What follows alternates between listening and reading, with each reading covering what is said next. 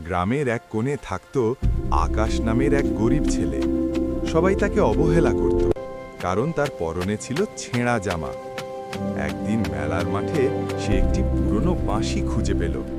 বাঁশিতে ফুঁ দিতেই চারদিকে অপূর্ব সুর ভেসে উঠল। গ্রামের মানুষ থেমে গেল, সবাই তাকিয়ে রইল আকাশের দিকে। যে ছেলেটাকে কেউ পাত্তা দিত না, সেই ছেলেই হয়ে উঠল গ্রামের গর্ব। মেলার শেষে একজন বড় সঙ্গীত শিক্ষক তাকে শহরে নিয়ে যাওয়ার প্রস্তাব দিলেন। আকাশ বুঝল, দারিদ্র্য নয়, প্রতিভাই মানুষকে বড় করে তোলে। গ্রামের এক কোণে থাকত আকাশ নামের এক গরিব ছেলে।